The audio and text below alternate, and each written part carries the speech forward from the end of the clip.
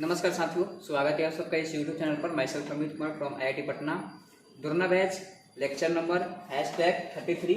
आज हमारा mock test होगा ऑब्जेक्टिव केमिस्ट्री का। ये केमिस्ट्री का पहला मॉक टेस्ट है। सेम आज ही के दिन आपको मैथ का भी मिलेगा और फिजिक्स का भी मिलेगा। तो मॉक टेस्ट है तो अगर आप इसको टेस्ट की तरह दीजिएगा तो आपके लिए ज़्यादा बेनिफिशियल होगा। चलिए देखते हैं। एज यूजुअल बाकी सब लोगों को पता होगा कि 1 से 70 तक क्वेश्चन दिए जाते हैं, इसमें से हमें 35 बनाना होता है। स्टार्ट करते हैं। पहला क्वेश्चन है, सोडियम क्लोराइड के रवा में एक सोडियम प्लस कितने क्लोराइड आयनों से घिरा होता है? तो इसका आंसर होगा सी, कोऑर्डिनेशन नंबर का बात पूछ रहा है। देखिए, मैं आपको एक बात रिकमेंड कर रहा हूँ कि जितने भी आपको वीडियोज दिए गए हैं VBI सब्जेक्टिव 5 नंबर के लिए, VBI objective, solid state, liquid solution, जितने भी दिए गए हैं, अगर आप सबको प्रॉपरली फॉलो कर लेते हैं, क्वेश्चन वहीं से उठ करके आएगा। इसको मैंने थ्योरी वाला पार्ट में भी बताया था, ऑब्जेक्टिव वाला पार्ट में भी बताया था, और कल का जो वीडियो गया था VBI सब्जेक्टिव, उसमें भी मैंने बताया था। एक दिया सलाई की ज्यामिति होती है, मतलब कि the geometry of match box is cubic, monoclinic, orthorhombic, tetragonal. तो इसका ऑर्थोरोम्बिक होगा। n गोलों वाले सीमित पैकिंग में अष्टाफलक रिक्तियों की संख्या होती है। The number of octahedral voids in closed packing of n square is. इसका आंसर 10 हो जाएगा। किस प्रकार निम्नलिखित में से किस प्रकार के दोष में रावत घनत्व में कमी आती है? मतलब कि which of the following types of defects causes A decrease in density of A crystal. तो स्कॉटकी में क्या होता है कि डेंसिटी कम हो जाता है, फ्रेंकल में डेंसिटी कांस्टेंट होता है। निम्नलिखित में से कौन आदर्श विलयन बनाता है? तो ये हो गया बेंजीन, और इसके साथ आ जाता है टोल्यूइन। तो बेंजीन और टोल्यूइन दोनों मिलकर के आदर्श विलयन बना देगा। Question number 6, 0.1 molar H3PO4 billion की सामान्यता क्या है? मतलब कि the normality of 0.1 molar H3PO4 solution is.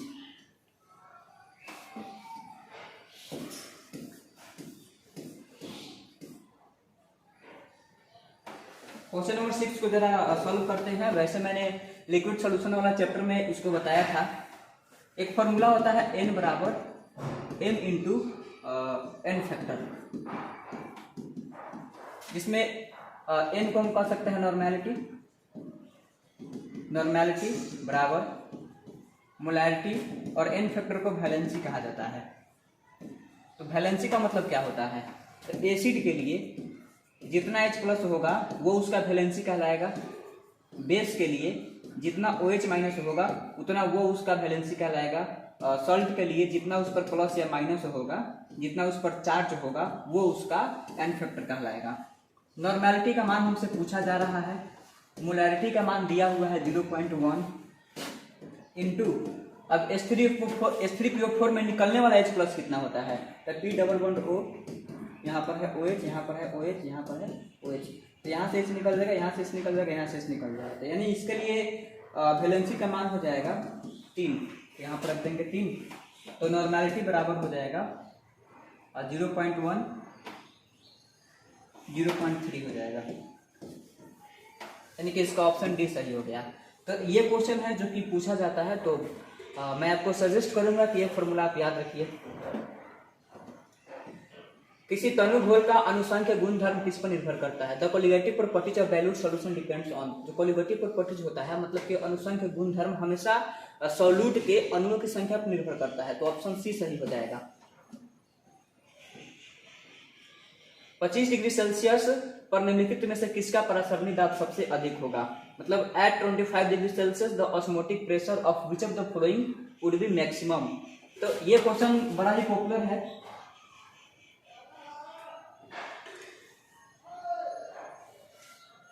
देखिए, जो कोलिगेटिव प्रॉपर्टीज होता है ये 4 प्रकार का होता है। सबसे पहला होता है RLVP। पता होगा RLVP क्या होता है? P0 माइनस PS अबाटा P0 बराबर होता है मोल फ्रैक्शन ऑफ सॉल्यूट। दूसरा होता है relative elevation in boiling point, delta TB बराबर हो जाएगा KB इंटू M।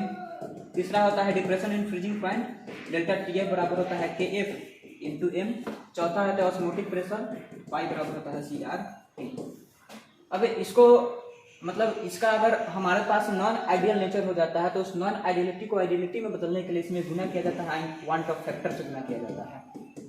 अब वांट ऑफ फैक्टर का फॉर्मूला होता है 1 + n - 1 इंटू अल्फा। और एक होता है I बराबर 1 plus 1/n minus 1 into alpha. तो ये जो ऊपर वाला फॉर्मूला है, ये फॉर्मूला होता है डिसोसिएशन के लिए और ये फॉर्मूला होता है एसोसिएशन के लिए। तो n क्या है? तो n होता है नंबर ऑफ मोल। अब जरा देख सकते हैं, अब जिसका n जितना ज्यादा होगा उसका क्वांटम फैक्टर उतना ही ज्यादा होगा और उसका कोलिगेटिव प्रॉपर्टी उतना ही ज्यादा होगा। तो हमसे क्या पूछा है कि किसका ऑस्मोटिक प्रेशर का मान सबसे ज्यादा होगा। तो पहले हम देख लेते हैं कि किसके लिए I का मान सबसे ज्यादा है। अब किसका I सबसे ज्यादा होगा? जिसका n सबसे ज्यादा होगा। मतलब इसको ब्रेक करेंगे, इसको इसके आयनों में तोड़ देंगे और देखेंगे कि किसका मोल सबसे ज्यादा रहा है। तो CaCl2 है, इसको अगर तोड़ा जाएगा तो Ca पर आ जाएगा +2 और क्लोरीन पर आएगा माइनस और यहाँ से गुना कर देंगे। तो इसमें नंबर ऑफ मोल का मान आ गया 213। उसी प्रकार से KCl है, तो KCl को तोड़ देंगे तो K पर आएगा प्लस और Cl पर आएगा माइनस। इसमें नंबर ऑफ मोल आ गया 2। ग्लूकोज है C6H12O6, ये ग्लूकोज कोई रिएक्शन नहीं लेता है, ये ग्लूकोज अपने आयनों में नहीं टूटता है। यूरिया है NH2CONH2, ये भी अपने आयनों में नहीं टूटता है, नो रिएक्शन। तो सबसे ज्यादा मोल किसके पास आया? CaCl2 के पास। तो इसका ऑप्शन ऐसा ही हो जाएगा। ऐसा ही क्वेश्चन को बनाना होता है। बाकी ये कोलिगेटिव प्रॉपर्टीज का बात है। एक फैराडे की विद्युत धारा को किसी अम्ल के तनुध्रुव से प्रवाहित करने पर STP पर हाइड्रोजन गैस का तो 22.4 लीटर होता है। तो 22.4 लीटर में अगर 1000 से गुना कर देंगे तो 22.4 में अगर 1000 से गुना कर देंगे, आई थिंक ऑप्शन सी सही हो जाएगा। तनुता बढ़ाने पर देखिए, जब भी किसी लिक्विड सोल्यूशन का डाइल्यूशन बढ़ाइएगा तो उसका कंडक्टिविटी का मान भी बढ़ता है। यही सवाल हमसे पूछ रहा है कि तनुता बढ़ाने पर किसी विद्युत अपघट्य घोल का मोलर चालकता, मोलर कंडक्टेंस चाहे नॉर्मल कंडक्टेंस सब बढ़ता है। मोलर कंडक्टेंस का फॉर्मूला क्या होता है तो जरा देख लीजिए।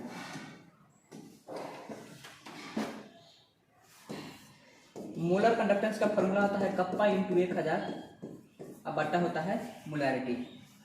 तो कप्पा गुने 1000 अब बट्टा मोलैरिटी के बदला में लिखते हैं नंबर ऑफ मोल अब बट्टा में वॉल्यूम।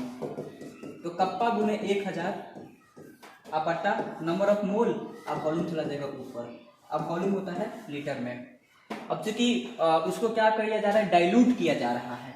डाइल्यूट करने का मतलब होता है उसका वॉल्यूम बढ़ा देना, उसमें पानी और मिला देना। तो डाइल्यूट करेंगे तो वॉल्यूम और ज्यादा हो जाएगा। अब वॉल्यूम और ज्यादा हो जाएगा तो यहाँ से मोलर कंडक्टिविटी का मान और ज्यादा हो जाएगा। इसलिए ऑप्शन इसका ए सही हो जाएगा। एक इलेक्ट्रोड का मानक ऑक्सीकरण विभव प्लस 0.763 है। अब ऑक्सीडेशन पोटेंशियल रिडक्शन पोटेंशियल का हमेशा निगेटिव होता है। तो अगर ऑक्सीडेशन पोटेंशियल का मान इतना है तो इसका ठीक निगेटिव वैल्यू हो जाएगा रिडक्शन पोटेंशियल। ऑप्शन सी सही हो जाएगा।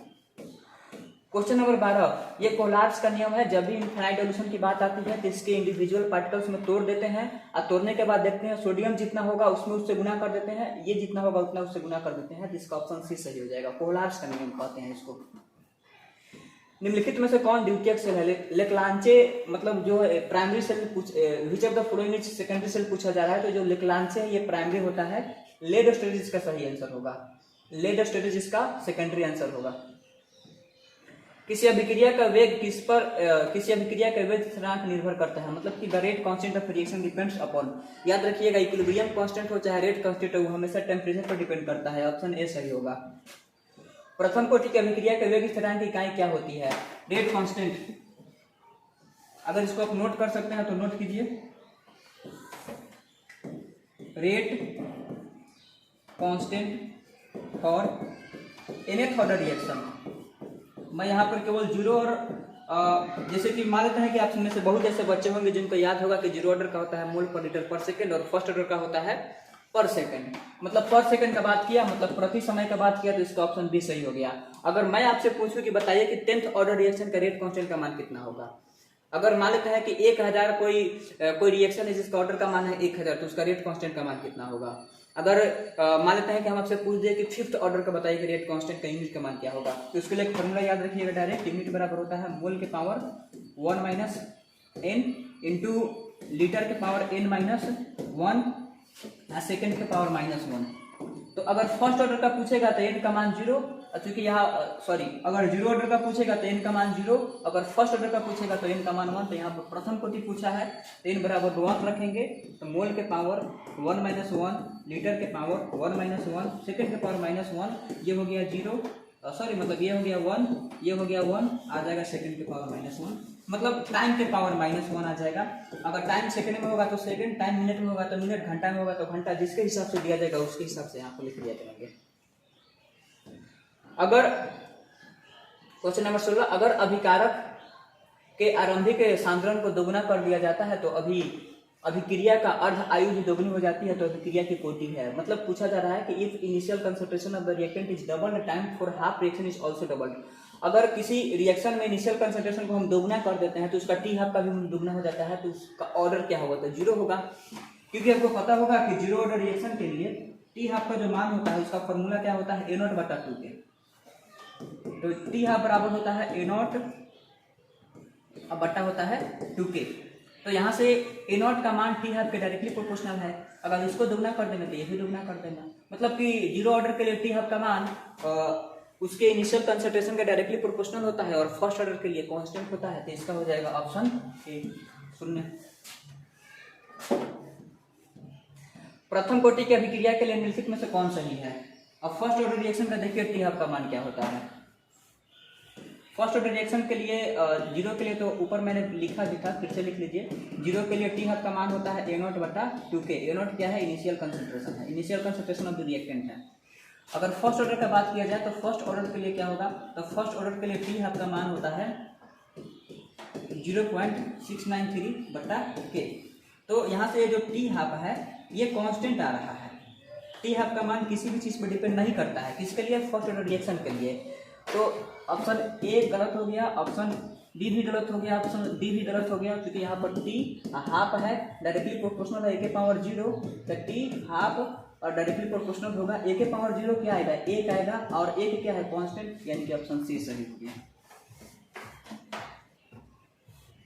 क्वेश्चन नंबर 18, अधिशोषण वह घटना है जिसमें कोई पदार्थ तो दूसरे पदार्थ की सतह पर जमा हो जाता है, दूसरे पदार्थ के पिंड के अंदर प्रवेश करता है, अंदर प्रवेश नहीं करता है। दूसरे पदार्थ के नजदीक रहते हैं, दूसरे पदार्थ को ऑक्सीकृत या अवकृत कर देते हैं। इसका ऑप्शन ए सही होगा, दूसरे पदार्थ की सतह पर जाकर जमा हो जाता है। उत्प्रेरक क्या है, उत्प्रेरक वह पदार्थ है जो प्रतिफल के साम्य सांद्रण को बढ़ाता है, अभिक्रिया के साम्य स्थिरांक को बदल देता है, साम्य अवस्था प्राप्त करने के समय को घटा देता है, अभिक्रिया को ऊर्जा प्रदान करता है। इसका ऑप्शन बी सही होगा। मतलब ये जो यहाँ पर हमसे कैटलिस्ट की बात पूछा जा रहा है, कैटलिस्ट रेट ऑफ रिएक्शन को घटा भी सकता है, बढ़ा भी सकता है। तो डायरेक्ट हम ऑप्शन बी को टिक करेंगे, changes the equilibrium constant of the reaction. Equilibrium constant को चेंज कर देता है, बढ़ाएगा कि घटाएगा डजंट मैटर, बट चेंज कर देता है। अगला क्वेश्चन, लायोफोबिक। देखिए 2 होता है, एक होता है लायोफिलिक, जिसको पानी से मोहब्बत होता है उसको लायोफिलिक कहते हैं, जिसको लिक्विड से मोहब्बत होगा उसको लायोफिलिक कहा जाए, लायोफिलिक कहा जाएगा। लायोफोबिक का मतलब होता है कि लिक्विड या पानी से नफरत करना। तो लायोफोबिक कोलाइट का अस्तित्व का कारण क्या होता है, कणों का मतलब हाइड्रेशन ऑफ पार्टिकल्स। देखिए हाइड्रेशन ऑफ पार्टिकल्स तो नहीं होगा क्योंकि ये पानी से तो नफरत करता है। Charge on particles, big size of particles, small size of particles. का आंसर ऑप्शन बी सही होगा, कणों का आवेशित होना। गोल्ड संख्या जुड़ा होता है, ये कोलाइड से जुड़ा होता है और खास करके ये जेल से जुड़ा होता है। ऑप्शन डी सही होगा। सल्फाइड अयस्कों को प्रायतः सांद्रित किया जाता है, जितने भी सल्फाइड ओर्स होते हैं उनको हमेशा जारन यानी कि रोस्टिंग से उसको प्राप्त किया जाता है। ऑप्शन बी सही हो जाएगा। निम्नलिखित में से किस धातु का निष्कर्षण जटिल निर्माण विधि द्वारा होता है, मतलब कि which of the following metals is extracted bye complex formation. तो ऑप्शन बी सही हो जाएगा, इसका आंसर सिल्वर होगा, क्योंकि ये कॉम्प्लेक्स फॉर्मेशन से इसको इसलिए बनाया जाता है क्योंकि इसका रिएक्टिविटी बहुत कम होता है, ये बहुत कम लेस रिएक्टिव होता है, जिस कारण से इसको हमेशा कॉम्प्लेक्स मेथड से बना सकते हैं। प्रक्षेत्र शोधन विधि का उपयोग किया जाता है उच्च तापक्रम के लिए, अत्यंत विशुद्ध धातु प्राप्त करने के लिए, विशुद्ध ऑक्साइड प्राप्त करने के लिए, अत्यंत विशुद्ध एल प्राप्त करने के लिए। जोन रिफाइनिंग इसको कहा जाता है। बाकी आपने सुना होगा जोन रिफाइनिंग के बारे में। Zone refining method is used to obtain, इसका आंसर बी हो जाएगा, फॉर अल्ट्रा प्योर मेटल्स। लोहे के निष्कर्षण में जो धातुमल प्राप्त होता है उसको क्या कहते हैं, तो FeSiO3, जिसको आयरन सिलिकेट कहा जाता है। निम्नलिखित नाइट्रोजन का निम्नलिखित में से कौन सा ऑक्साइड अनुचुंबकीय होता है, तो इसका आंसर होगा NO2। NO2 होता है इसका पैरामैग्नेटिक। देखिए NO2 और NO अगर आप लिखना चाहते हैं तो नाइट्रोजन के जितने भी ऑक्साइड होते हैं उसमें NO2 और आपका NO2 हो गया एंड NO, ये सब का सब क्या हो जाएगा, पैरामैग्नेटिक हो जाएगा। ये दोनों पैरामैग्नेटिक है, बाकी जो बच गया वो सब डाया होगा। मतलब ये हो गया पैरा ये हो जाएगा डायामैग्नेटिक, ये भी हो जाएगा डायामैग्नेटिक, ये भी हो जाएगा डायामैग्नेटिक। फास्फोरस की अक्सीकरण संख्या क्या होती है? तो फास्फोरस ग्रुप 15 का होता है। फास्फोरस का इलेक्ट्रॉनिक विन्यास लिख सकते हैं 2,8,5। उसको 3 चाहिए तो -3 हो सकता है, और 5 दे सकता है तो +5 हो सकता है। तो ऑप्शन ए सही हो जाएगा, -3 से +5। निम्नलिखित में से कौन ऑक्साइड सबसे अधिक अम्लीय है? तो जिस पर चार्ज P2O5 है, N2O5 है, Sb2O5 है, AS2O5 है। तो ग्रुप में ऊपर से नीचे जैसे आते हैं एसिडिक के स्ट्रेंथ उसका घटते जाता है। तो इसका आंसर हो जाएगा बी, ऑप्शन बी। फॉर्मिक अम्ल सांद्र H2SO से अभिक्रिया कर बनाता है, मतलब फॉर्मिक एसिड रिएक्ट्स विथ कौन H2SO4। तो फॉर्मिक एसिड फॉर्मूला होता है HCOO।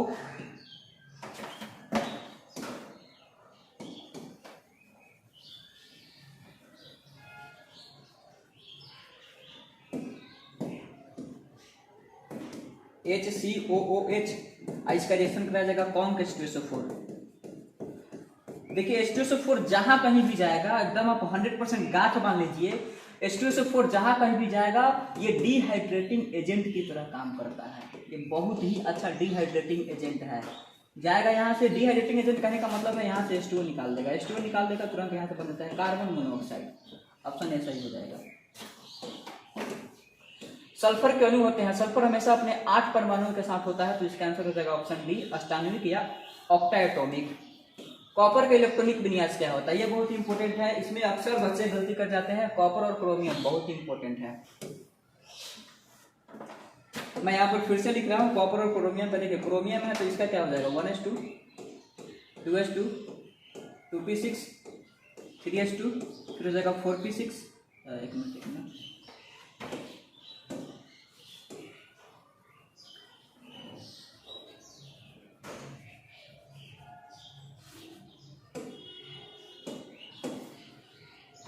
2p6, 3s2, फिर हो जाएगा 3p6, फिर हो जाएगा 4s2।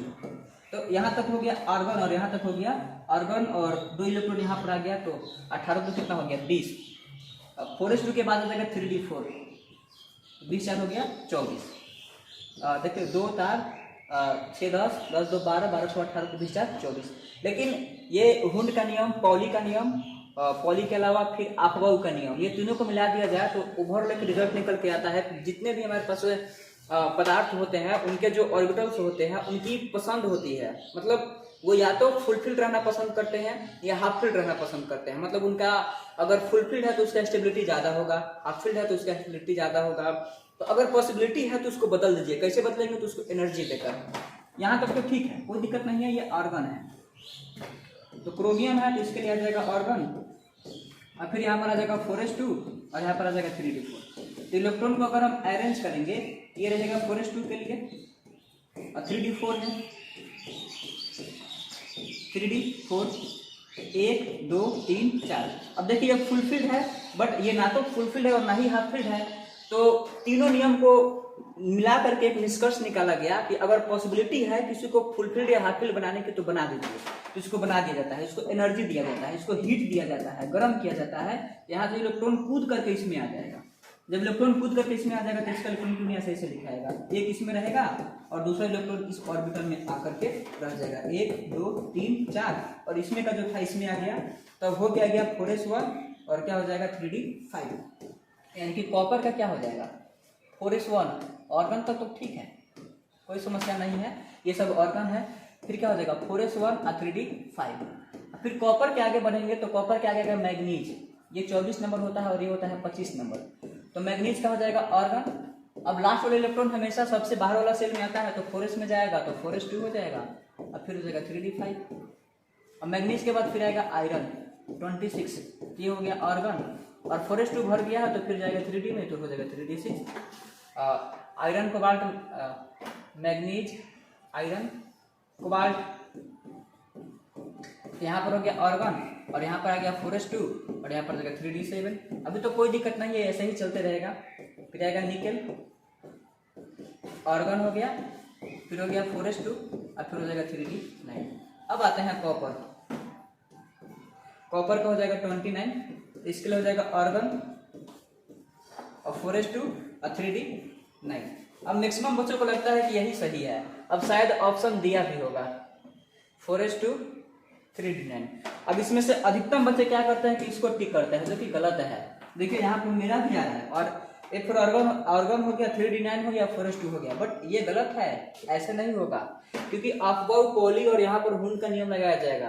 पहले आप देखिए, अगर पॉसिबिलिटी है तो किसी ऑर्बिटल को आप फुलफिल्ड या हाफ फिल्ड बना दीजिए। अब जरा लिखिए तो जरा 4s2 है तो 4s2 है तो ऐसे हो जाएगा 1 2, ये हो गया 4s2, 3d9 है 1 2 3 4 5 6 7 8 9, बट ये ना तो फुलफिल्ड है और ना ही हाफ फिल्ड है। अगर इसमें से एक इलेक्ट्रॉन इसको दे देते हैं हीट दे करके, तो ये क्या हो जाएगा, फुलफिल्ड हो जाएगा, और ये क्या हो जाएगा, हाफ फिल्ड हो जाएगा, मतलब दोनों क्या हो जाएगा, स्टेबल हो जाएगा। तो इलेक्ट्रॉन इसमें चला जाता है तो आ जाएगा 4s1 और हो जाएगा 3d10।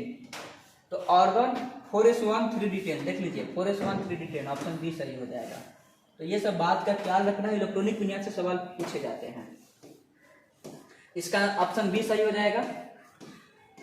लेंथेनाइड तत्वों के समान इलेक्ट्रॉनिक विन्यास से मैं आपको लेंथेनाइड एक्टिनाइड का तरीका बताता हूँ। लेंथेनाइड होगा तो 4f, लेंथेनाइड 4f सीरीज का होता है और उसका में f में इलेक्ट्रॉन होता है 1 से 14। अगर एक्टिनाइड होगा तो 5f, इलेक्ट्रॉन होता है 1 से 14। देखिए 0 से 14 ऑप्शन सी नहीं होगा, इसमें भी f में 0 से 14 ये भी नहीं होगा, 0 से 14 ये भी नहीं होगा, 1 से 14 ऑप्शन ए सही हो जाएगा। मतलब जहां कहीं भी 1 से 14 देखे वही आपको ऑप्शन टिक करना है।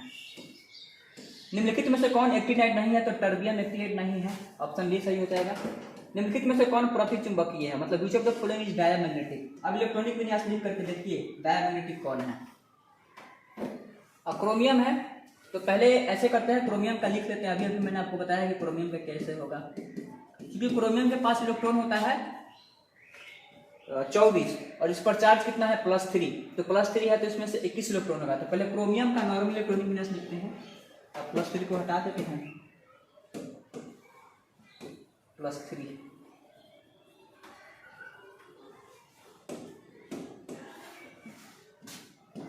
तो क्रोमियम का हो जाएगा, यहाँ तक हो जाएगा आर्गन।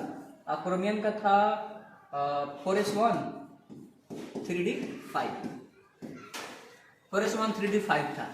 अब क्या है, क्रोमियम पर +3 चार्ज आएगा, तो पहले तो इलेक्ट्रॉन जाएगा 4s में से, तो इसमें से एक चला गया और 2 इलेक्ट्रॉन इसमें से जाएगा, यहाँ पर हो गया। देखिए इलेक्ट्रॉन अगर कोई लेता है तो अपने सबसे बाहर वाला सेल में रखेगा, अगर देता भी है तो सबसे बाहर वाला सेल में से पहले देगा। इसका मतलब ये नहीं है कि 3d में से पहले देगा, पहले देगा 4s में से, उसके बाद देगा 3d में से। अब चूंकि इसका एनर्जी कम होता है, इसका ज्यादा होता है, इसलिए इसको पहले रखा जाता है। तो हो जाएगा, इसमें से 1 गया, इसमें से 2 गया, तो बच जाएगा फिर कितना, 3d, 2 चला गया तो 3d3 हो गया। हमसे पूछा कि हमको डायमैग्नेटिक पहचान करना है, तो आर्गन तक तो ठीक है, 3d 1 2 3। अब देखिए जिस ऑर्बिटल में इलेक्ट्रॉन पेयर्ड होगा, मतलब जिसका ऑर्बिटल पूरा का पूरा जोड़ा में रहेगा, इसमें भी 2 इलेक्ट्रॉन, इसमें भी 2 इलेक्ट्रॉन, इसमें भी 2 इलेक्ट्रॉन, उसको डाया कहा जाएगा। जिसमें अनपेयर्ड होता है उसको पैरा कहा जाएगा। तो ये तो पैरा हो गया, तो ऑप्शन ए नहीं होगा। फिर ऑप्शन बी देखते हैं, स्कैंडियम, टाइटेनियम, वेनेडियम। तो वेनेडियम है तो वेनेडियम आता है 23 नंबर पर, ठीक है, वेनेडियम 23 नंबर पर आएगा। तो यहाँ पर हो गया आर्गन 18 और 4s2 18 2 20 और 20 के बाद फिर क्या हो जाएगा, 4s2 20 के बाद 3d3, तो 3d3 हो गया। तो अब यहाँ से आर्गन को हटा करके यहाँ से इलेक्ट्रॉन भरेंगे, तो एक मिनट, v+2 लिखना है ना, +2 हो गया, ये 23 हो गया, तो +2 हो जाएगा। तो यहाँ पर आ जाएगा आर्गन, अब 4s में से इलेक्ट्रॉन दोनों हट जाएगा तो हो जाएगा 3d3। अब 3d3 है तो इलेक्ट्रॉन को अगर भरेंगे तो 1 2 3, तो ये भी क्या हो गया, पैरा, यानी कि ऑप्शन बी भी नहीं होगा। फिर बात कर लेते हैं स्कैंडियम का, तो स्कैंडियम कैसे लिखाएगा, 21 है तो आर्गन हो गया, 4s2 हो गया, ये 18 2 20 और 3d1। अब स्कैंडियम है तो स्कैंडियम में क्या हो जाएगा, 3 इलेक्ट्रॉन ले जाना है, तो ये तीनों का तीनों क्या हो जाएगा, खत्म हो जाएगा। 2 इलेक्ट्रॉन यहाँ से और 1 इलेक्ट्रॉन यहाँ से खत्म, तो आर्गन है तो आर्गन में भर के देखिए सारा का सारा फुलफिल हो जाता है, ये हो जाएगा डाया, ऑप्शन सी सही हो जाएगा। उसी प्रकार से Ti+3 भी करके देख लीजिए। स्कैंडियम, टाइटेनियम, तो टाइटेनियम होता है 22 नंबर पर, तो 22 नंबर पर होता है, तो यहाँ पर हो जाएगा आर्गन और यहाँ पर हो जाएगा 4s2, फिर हो जाएगा 3d2 अब इसमें से 3 इलेक्ट्रॉन हटाना है, तो 3 इलेक्ट्रॉन हटा देंगे मतलब पी पर क्या ला देंगे +3, तो यहाँ पर आ जाएगा ऑर्गन, और +3 लाएंगे तो इसमें से 2 जाएगा तो 4s हो जाएगा 0, फिर हो जाएगा 3d1। अब डी के पास एक अनपेयर इलेक्ट्रॉन है तो ये भी क्या हो जाएगा पारा, यानी कि ऑप्शन सी सही हो जाएगा इसका। क्वेश्चन नंबर 35, Fe+2 में अयुग्मित इलेक्ट्रॉनों की संख्या क्या होगा, मतलब the number of unpair electrons in Fe+2। चलिए इसको भी अब देख लेते हैं। अभी अभी मैंने आपको बताया था कि ये जो क्रोमियम होता है इसका इलेक्ट्रॉनिक कॉन्फ़िगरेशन क्या हो जाएगा Ar, उसके बाद होता है इसका 4s1 और 3d5, तो क्रोमियम, उसके बाद आता है मैग्नीज 25 पर आएगा, तो ऑर्गन, अब फिर हो जाएगा 4s2, अब फिर हो जाएगा 3d5 मैग्नीज,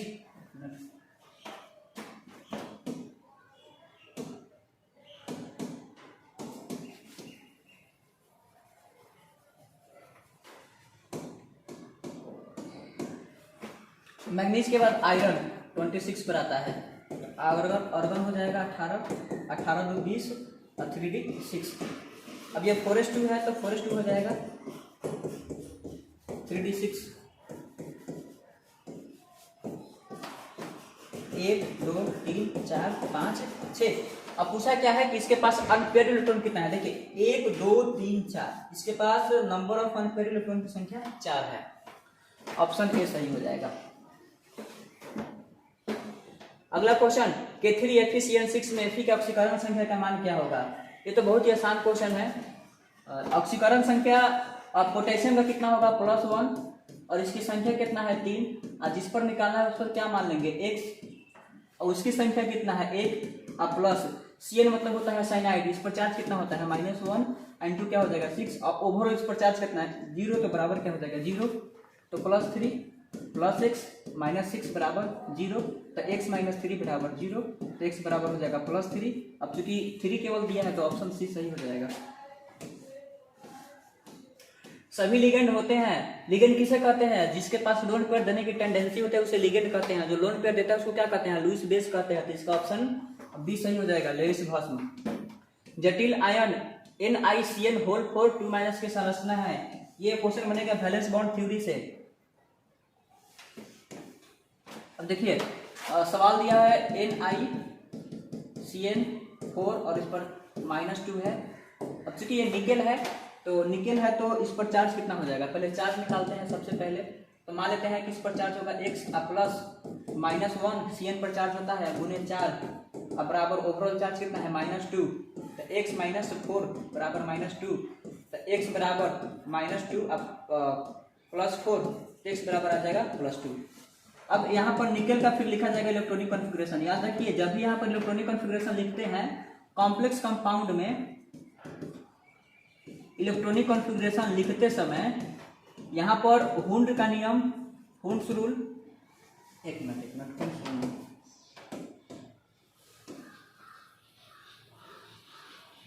जब भी कॉम्प्लेक्स कंपाउंड में इलेक्ट्रॉनिक कॉन्फ़िगरेशन लिखना है, ज्योमेट्री निकालना है, स्ट्रक्चर निकालना है, तो वहां पर आफबाउ प्रिंसिपल यूज नहीं करना है। Do not use aufbau principle. Aufbau principle क्या कहता है, आफबाउ प्रिंसिपल आपसे मतलब आफबाउ प्रिंसिपल का स्टेटमेंट ये होता है कि पहले इलेक्ट्रॉन को उसमें भरिए जिसका एनर्जी कम होता है, बट ये बात नहीं है, ये बोलता है कि एकदम सीक्वेंस में चलिए। सीक्वेंस में चलने के बाद कहने का मतलब होता है कि अगर यहाँ पर आर्गन आ गया तो आर्गन के बाद 4d मत लाइए, यहाँ पर आप जैसे कि यहाँ पर 3p खत्म हो गया तो यहाँ पर लाइए आप 3d, तब लाइए 4s, तब लाइए 4p, तब लाइए 4d। तो ये तो आर्गन था, आर्गन है मतलब कितना 3p 6 होगा, इसके पहले ये होगा, तो 3d है, तो 3d में इलेक्ट्रॉन कितना जाएगा, क्योंकि 28 है, यहाँ पर 18 कंप्लीट हो गया है तो यहाँ पर 28 लाना है, तो 3d में इलेक्ट्रॉन कितना जाएगा 10, तो 18 10 कितना हो गया 28। मतलब निकेल का इलेक्ट्रॉनिक कॉन्फ़िगरेशन कैसे लिख सकते हैं, यहाँ पर आर्गन हो गया, उसके बाद फिर हो जाएगा 3d 10, 18 10 28 हो गया, बाकी सब ये सब में 0 रहेगा, 4s 0 4p 0, फिर हो जाएगा 4d 0, ये सब होता है। अब इसमें चार्ज कितना है +2, तो निकेल है, इस पर +2 चार्ज है और यहाँ पर है 28, तो आर्गन इलेक्ट्रॉन किस में से निकलेगा, डी में से निकलेगा, तो क्या हो जाएगा 3D8। अब चूंकि Cn क्या है, Cn है एक स्ट्रॉन्ग लिगेंड, मतलब कि स्ट्रॉन्ग लिगेंड कौन कौन होता है, CO एंड Cn माइनस, ये दोनों क्या होता है, स्ट्रॉन्ग लिगेंड होता है, स्ट्रॉन्ग लिगेंड। और दोनों 3D सीरीज का है। एक मिनट, डी ऑर्बिटल जो हमारे पास डी ब्लॉक होते हैं उसमें एक होता है 3D सीरीज, एक होता है 4D सीरीज और एक होता है 5D सीरीज। तो 3D और 4D और 5D के लिए ऑल लिगेंड्स, मतलब 4D और 5D के लिए जितने भी लिगेंड्स होते हैं सब के सब स्ट्रांगली बिहेव करते हैं। All ligands are strong. उसमें ये नहीं पहचान किया जाएगा कि कौन मजबूत है कौन कमजोर है। और 3D में CO और Cn माइनस क्या होता है, स्ट्रॉन्ग लिगेंड पर बिहेव करता है। तो इलेक्ट्रॉनिक कॉन्फिगरेशन लिखिए, एक मिनट यहां लिखते हैं। 3D8 है,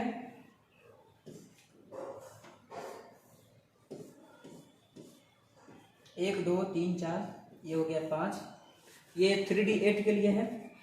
उसके बाद क्या आ जाएगा 4s, ये 4s खाली है, फिर 4p ही खाली है, अब 4D भी खाली है, यहाँ पर है 4D खाली है। अब ये स्ट्रॉन्ग है तो इसका काम क्या होता है, स्ट्रॉन्ग होता है जो अनपेयर्ड को पेयर्ड कर देगा। स्ट्रॉन्ग का काम यही होता है कि अनपेयर्ड को भी क्या कर देगा, पेयर्ड कर देगा अगर पॉसिबल हो तब। तो 8 इलेक्ट्रॉन है तो पहले बढ़ते हैं 1 2 3 4 5 6 7 8।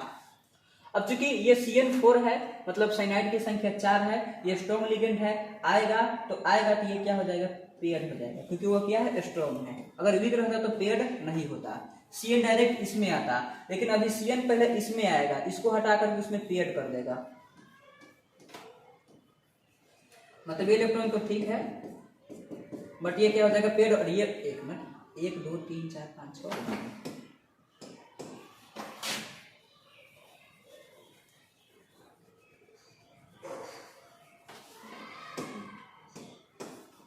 उसके बाद ये 4s खाली है पूरा का पूरा, अब 4p खाली है, यहाँ पर आ गया 4s और यहाँ पर आ गया 4p। अब ये सब सेंट्रल मेटल का ऑर्बिटल है 4p। अब Cn का संख्या कितना है 4, तो एक Cn आ जाएगा यहाँ, Cn माइनस, एक Cn आएगा यहाँ Cn माइनस, एक Cn यहाँ आएगा Cn माइनस, 1 2 3 और Cn आ जाएगा Cn माइनस। तो D का मतलब D का कितना ऑर्बिटल भाग लिया, 1, S का कितना लिया 1, और P का कितना लिया 2। हैबिटेशन क्या हो गया DsP2। तो जहां कहीं पर भी DsP2 मिले वहां पर उसको कह दीजिए स्क्वायर प्लेनर। है कोई ऑप्शन है स्क्वायर प्लेनर, स्क्वायर प्लेनर, इसका स्क्रीनशॉट आप ले सकते हैं। The structure square planar, option C सही हो जाएगा। विटामिन B12 में रहता है, विटामिन B12 में कोबाल्ट रहता है, ऑप्शन ए सही हो जाएगा। निम्नलिखित में से किसका शून्य द्विध्रुवीय घूर्ण है, इसका ऑप्शन डी हो जाएगा। CCl4 का डाइपोल मोमेंट 0 होगा। निम्नलिखित में से कौन जेम डाई हैलाइड है। अब जेम क्या होता है उसको देखिए,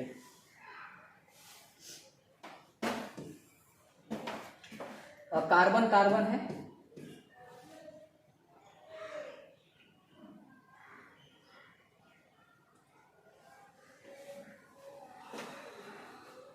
यहाँ पर CH2Br है, यहाँ पर CH2Br है। देखिए अगर यहाँ पर कार्बन यहाँ पर कार्बन, अगर यहाँ पर हाइलाइट और यहाँ पर हाइलाइट, मतलब जेम डायोल जो होता है ना वो डाई हाइलाइट का ही भाग होता है। अगर दोनों कार्बन अलग अलग है और ठीक अगल बगल में है तो उसको विसिनल कहते हैं। अगर एक ही कार्बन पर दोनों आ गया तब इसको जेम कहा जाता है। अब एक ही कार्बन पर दोनों कहाँ है, ये तो यही दिखाई दे रहा है कि कार्बन पर दोनों, ये CH3 है CH3 है, एक ही कार्बन पर दोनों है, मतलब ये ऐसे होगा C और एक Br यहाँ और एक Br यहाँ और ये हो जाएगा H और ये हो जाएगा H, ऑप्शन ए। निम्नलिखित में से किससे क्लोरोफॉर्म बनता है, तो क्लोरोफॉर्म बनता है प्रोपेन टू ऑल से। तो कैसे बनता है उसको देखिएगा। तो प्रोपेन टू ऑल है, कार्बन का संख्या 3 है, C, यहाँ पर लगता है OH, ये है CH3, ये H है और ये है CH3। इसमें डाला जाएगा सोडियम हाइड्रोक्साइड, तो ये बन जाएगा तुरंत CH3COONA, प्लस बन जाता है CH3 in the presence of Cl2। ये बन गया क्लोरोफॉर्म, इसी को कहा जाता है क्लोरोफॉर्म। तो इसका आंसर हो जाएगा ऑप्शन डी। एल्काइल हैलाइड का उपयोग निम्नलिखित में से किसको बनाने में होता है, मतलब alkyl halides are used for the preparation of the following. मतलब एल्काइल हैलाइड बनाने में हम एल्केन का भी यूज कर सकते हैं मतलब किसको बनाने में अल्काइल हैलाइड का उपयोग किया जाता है, तो एल्केन बनाने में भी किया जाता है, एल्कीन में भी किया जाता है, अल्कोहल में भी किया जाता है। ऑप्शन बी सही हो जाएगा। निम्नलिखित में से कौन सेकेंडरी अल्कोहल को निरूपित करता है, मतलब ये क्वेश्चन इनवैलिड लगता है। ये क्वेश्चन इनवैलिड फिर डायरेक्ट देना चाहिए। अगर प्राइमरी अल्कोहल है तो प्राइमरी अल्कोहल है तो डायरेक्टली एक कार्बन से जुड़ा होगा, अगर सेकेंडरी है तो डायरेक्टली दो से जुड़ा होगा। बाकी अगर जिस हिसाब से क्वेश्चन पूछ रहा है उस हिसाब से इसका आंसर डी सही होना चाहिए, क्योंकि सेकेंडरी के लिए हमेशा आइसो होता है, आइसो। अब टर्शियरी के लिए नियो होता है, बट इसमें ऐसा कोई स्केलेटन दिया हुआ नहीं है, क्योंकि अगर मान लेते हैं कि हमारे पास एक ऐसे होगा, इसको तो हम 1 डिग्री कह देंगे। अगर यहाँ पर अगर OH लगा हो, ये तो 1 डिग्री हो गया, इसको कह देंगे 2 डिग्री। अगर कहीं पर ऐसा हो और यहाँ पर लगा हो OH, तो इसको कह दिया जाएगा 3 डिग्री। बट ऐसा कुछ स्केलेटन नहीं है, फिर भी सेकेंडरी के बाद किया है, तो इसका ऑप्शन डी। क्वेश्चन नंबर 45, अनाज अल्कोहल मतलब grain alcohol is common name. Ethyl alcohol को ग्रेन अल्कोहल भी कहा जाता है। ग्रिग्नार्ड अभिकर्मक से निम्नलिखित कर कौन एल्केन बनाता है। इथाइल अल्कोहल जब भी ग्रिग्नार्ड एजेंट से रिएक्शन करेगा तो हमेशा वो एल्केन बनाएगा। अभिक्रिया RCOCl plus H2 plus PDBSO4 aldehyde बन गया, इसको रोजनवुड रिएक्शन कहा जाता है। ऑप्शन बी सही होगा उसका। एल्डिहाइड के ऑक्सीकरण से प्राप्त होता है। एल्डिहाइड को जब भी ऑक्सीडाइज किया जाएगा एक एसिड मिल जाएगा। एल्डिहाइड एकीटोन को जब भी ऑक्सीडाइज किया जाएगा एसिड मिल जाएगा। निम्नलिखित में से कौन कैनिजारो अभिक्रिया नहीं देता है। कैनिजारो, एक होता है एल्डोल कंडेंसेशन और एक होता है कैनिजारो। तो जिसके पास अल्फा H नहीं होता है वो कैनिजारो देता है। तो सवाल पूछा क्या है, निम्नलिखित में से कौन कैनिजारो अभिक्रिया नहीं देता है। कैनिजारो नहीं देता है, इसका मतलब क्या हुआ, कैनिजारो नहीं देता है मतलब जिसके पास अल्फा H होगा वही कैनिजारो नहीं देगा। तो देख लेते हैं किसके पास अल्फा H नहीं, ट्राइमिथाइल एसिटल्डिहाइड। उसके बाद है एसिटल्डिहाइड। एसिटल्डिहाइड तो CH3 और CHO, एसिटल्डिहाइड है, एसिटल्डिहाइड तो C डबल बॉन्ड O, इसके पास तो अल्फा H है, ऑप्शन ही सही हो जाएगा। फॉर्मल्डिहाइड, ये फॉर्मल्डिहाइड तो कैनिजारो देता है क्योंकि C, इसके पास अल्फा H नहीं है, नो अल्फा H, बट इसके पास अल्फा H है, 3 अल्फा H है, 1 2 3, तो ऑप्शन इसका भी सही हो जाएगा। यूरोट्रोपिन निम्नलिखित में से यूरोट्रोपिन निम्नलिखित में से किसकी अभिक्रिया अमोनिया से कराने पर बनती है, तो फॉर्मल्डिहाइड से बनता है। मतलब अमोनिया और फॉर्मल्डिहाइड का रिएक्शन कराया जाता है तो वहां पर यूरोट्रोपिन बनता है। यूरोट्रोपिन का फॉर्मूला जरा देख लेते हैं। NH3 हो गया अमोनिया, फॉर्मल्डिहाइड HCHO बनता है C6H12N2, जिसको कहा जाता है यूरोट्रोपिन। कहा गया यूरोट्रोपिन, UROTROPIN, यूरोट्रोपिन। इसका आंसर बी हो जाएगा। 51, निम्नलिखित में से कौन सा सूत्र ईस्टर को व्यक्त करता है। RCOOR होता है, ऑप्शन बी। फॉर्मिक अम्ल एवं फॉर्मल्डिहाइड को निम्नलिखित में से किसके द्वारा विभेद किया जा सकता है। Tolerance test. Tolerance test formaldehyde देगा बट फॉर्मिक एसिड नहीं देगा। निम्नलिखित में से कौन सबसे सबल अम्ल है, मतलब इसमें से कौन सबसे स्ट्रॉन्ग एसिड है। तो स्ट्रॉन्ग एसिड एसिडिक पावर क्या होता है, acidic power is directly proportional to -I। जिसके पास -I का मान जितना ज्यादा होगा उतना ही अच्छा एसिड होगा। देखिए C है, OH है, CH3 है, तो क्या करेगा +I देगा। उसके बाद देखें यहाँ पर COOH और यहाँ पर कार्बन है, इसके पास लगा है HCl, ये क्या दे रहा है -I दे रहा है। इसके बाद इसमें Cl 2 है, CO, यहाँ पर है OH, यहाँ पर है C, एक Cl यहाँ लगा देते हैं, एक Cl यहाँ लगा देते हैं, एक Cl यहाँ इस लगा देते हैं, फिर Cl का संख्या 3 होगा। हाँ, C डबल बॉन्ड O, यहाँ पर आ गया OH और यहाँ पर C, तो एक Cl यहाँ पर होगा, एक Cl यहाँ पर होगा, एक Cl यहाँ पर। क्लोरीन क्या करता है, क्लोरीन -I को शो करता है। -I यहाँ पर क्लोरीन शो करेगा, -I यहाँ पर शो करेगा -I, यानी कि इसके पास है 3 -I। तो 3 माइनस आई है, तो सबसे ज्यादा माइनस आई को यही शो कर रहा है, तो सबसे ज्यादा एसिडिक स्ट्रेंथ यही हो जाएगा, ऑप्शन डी। निम्नलिखित में से कौन सबल अकारक है, बेंजोइक एसिड हो जाएगा। सबल अकारक मतलब जो जल्दी सवाल पूछा गया है कौन रिड्यूसिंग एजेंट है जो दूसरों को रिड्यूस करता है, उसको रिड्यूसिंग एजेंट करता है, रिड्यूसिंग एजेंट कहा जाता है, तो किसका ऑक्सीडेशन सबसे पहले होगा। जरा देख लेते हैं एक बार। इथेनोइक एसिड है,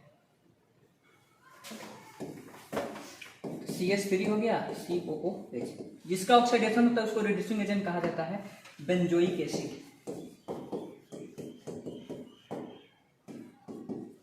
देखिए इसमें से H बहुत जल्दी निकलेगा, कारण क्या है कि इसका इलेक्ट्रॉन रेजोनेंस में है, रेजोनेंस होने के कारण इसका इसमें से H बहुत जल्दी से निकलेगा, इसलिए इसका ऑप्शन बी सही हो जाएगा। 55 निम्नलिखित में किसके द्वारा कार्बोक्सिलिक अम्लों को सीधे प्राइमरी अल्कोहल में प्राप्त किया जा सकता है। लिथियम एल्यूमिनियम हाइड्राइड किसी को नहीं छोड़ता, ये सबको रिड्यूस कर देता है। सोडियम बोरोहाइड्राइड थोड़ा सा माइल्ड होता है बट वो स्ट्रांग होता है, वो एसिड को डायरेक्ट किसमें कन्वर्ट कर देगा, 1 डिग्री अल्कोहल में कन्वर्ट कर देगा।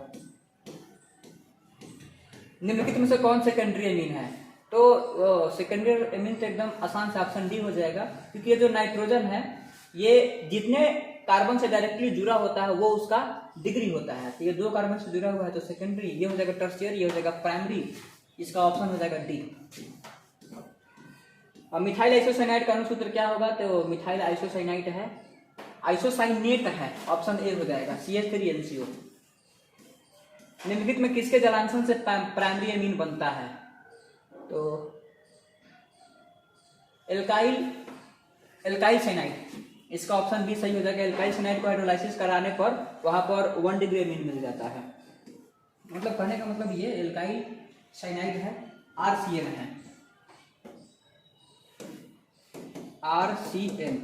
अब इसका कराना है हाइड्रोलाइसिस, ये जैसे हाइड्रोलाइसिस किया जाएगा तो बन जाएगा RNH2, और ये क्या होता है, 1 डिग्री एमीन होता है, बस यही है, ऑप्शन बी सही हो जाएगा। एमीन में नाइट्रोजन का परमाणु प्रसंकरण है, एमीन में नाइट्रोजन का हाइब्रिडाइजेशन पूछा गया है, हाइब्रिडाइजेशन, बाकी इसमें से बहुत ऐसे लोग होंगे जो पता होगा कि इसका ऑप्शन सी सही हो जाएगा, NH3।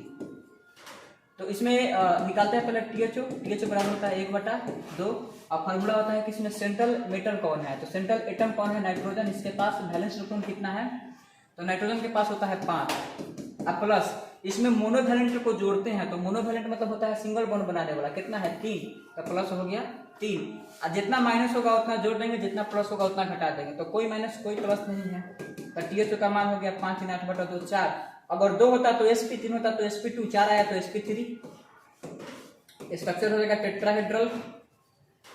बनाएंगे कैसे, यहाँ पर रहेगा H, तो अगर इसका ज्योमेट्री का बात किया जाए तो इसका ज्योमेट्री हो जाएगा पिरामिडल, ये इसको शेप भी कहते हैं, ये हो जाएगा पिरामिडल, यानी कि ऑप्शन सी सही हो जाएगा। सुक्रोज के जलांश से प्राप्त होता है ग्लूकोज और फ्रक्टोज प्राप्त होता है, ऑप्शन सी सही हो जाएगा। एस्कॉर्बिक एसिड क्या है, तो एक अम्ल है। निम्नलिखित में से कौन सेल के आनुवांशिक चरित्र को दर्शाता है, DNA। साबुन क्या है, वसा लवणों के अम्ल है। निम्नलिखित में से कौन प्राकृतिक बहुलक है, प्रोटीन। सबहुलक का उदाहरण है, मतलब an example of copolymer is, तो नाइलॉन 6,6 कोपोलिमर का एग्जाम्पल होता है, इसमें 2 अलग अलग मोनोमर भाग लेते हैं। कोपोलिमर का मतलब होता है जिसमें 2 अलग अलग मोनोमर भाग लेता है, उसको कोपोलिमर कहा जाता है। A product of condensation polymer is, तो कंडेंसेशन पॉलीमर, इसमें भी ऑप्शन डी नाइलॉन 6,6 होगा। कंडेंसेशन पॉलीमर में क्या होता है कि H2O, NH3 अल्कोहल जैसा छोटा छोटा अणु निकल जाता है, नाइलॉन 6,6 होगा। Which of the following is used to an antipyretic, तो इसका आंसर पैरासीटामोल हो जाएगा। एंटीपायरेटिक के लिए इसका यूज किया जाता है, मतलब कि निम्नलिखित में से किसका उपयोग एंटीपायरेटिक के रूप में होता है, ठीक है। टाइफाइड के इलाज के लिए किस एंटीबायोटिक का प्रयोग किया जाता है, penicillin.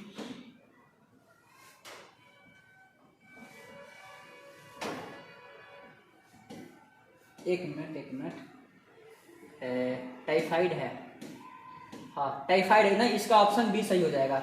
N antibiotic used for the treatment of typhoid is chloramphenicol, मतलब कि क्लोरएम्फेनिकॉल, ऑप्शन बी सही हो जाएगा।